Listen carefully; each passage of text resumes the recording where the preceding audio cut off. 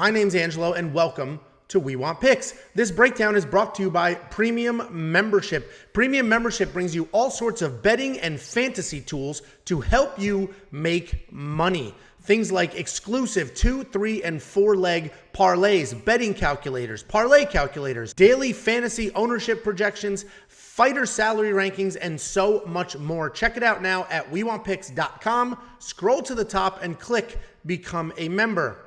And don't forget, we are giving away $50. All you need to do is go to WeWantPicks.com/bets, sign up with any one of our betting partners, make a deposit, and we send you $50 as a thank you. That's WeWantPicks.com/bets. Sign up, make a deposit, we send you $50. And opening up UFC 277, we have Orion Cosce taking on Mike Mathetha.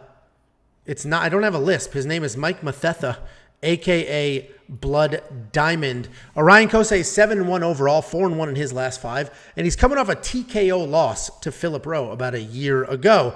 Blood Diamond, 3-1 in his entire career, and he's coming off a submission loss in his UFC debut.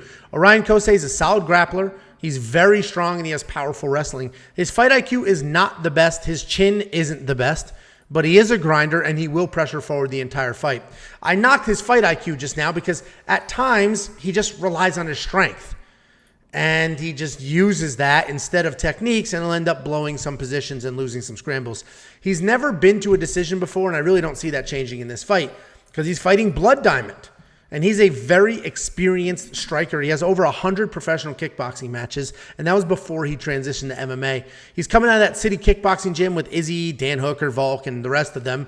So you know he's getting proper MMA training, even though he has that solid kickboxing background. He was able to defend 4 of Jeremiah Wells' takedowns in his last fight, but then he ended up getting submitted. He's absolutely a striker.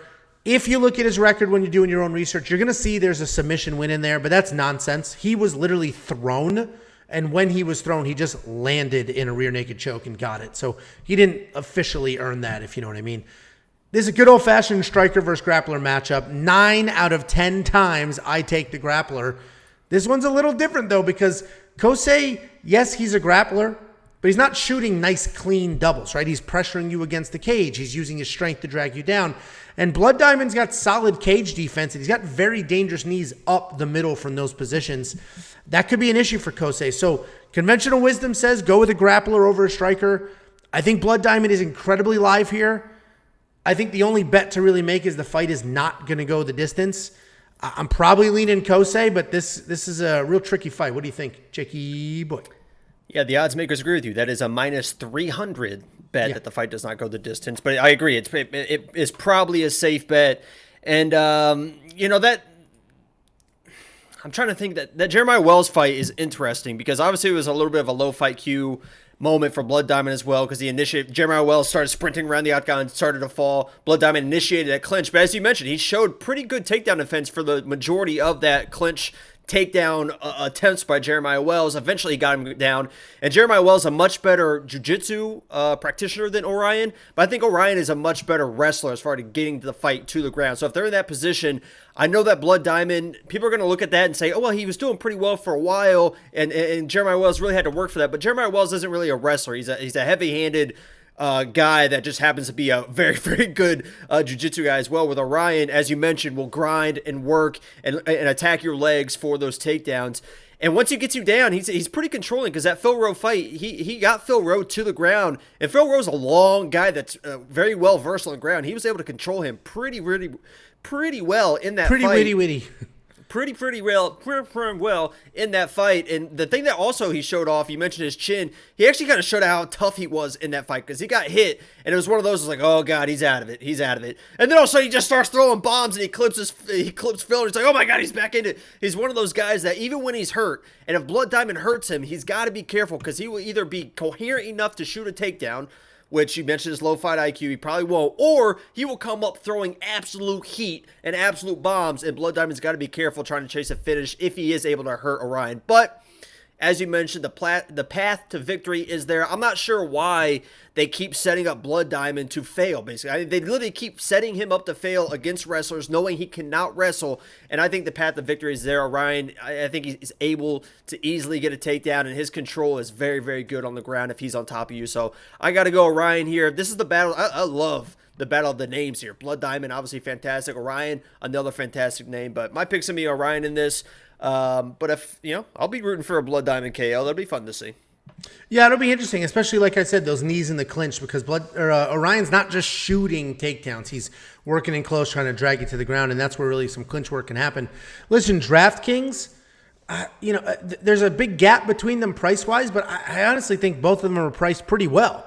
Because if Orion gets it to the ground, conventional wisdom says he should get a finish. And if Blood Diamond does what he wants to do, it'll be a finish. So is Orion worth the $8,800? I'm not quite sure yet, but I do think he wins, and it's probably by finish. What do you think? Yeah, I think he's a little bit safer than the 7,400. I mean, the 7,400, you're looking for a early knockout. Multiple lineups, definitely throw Blood Diamond in one of your lineups, but for a single entry, I think it's a little bit risky.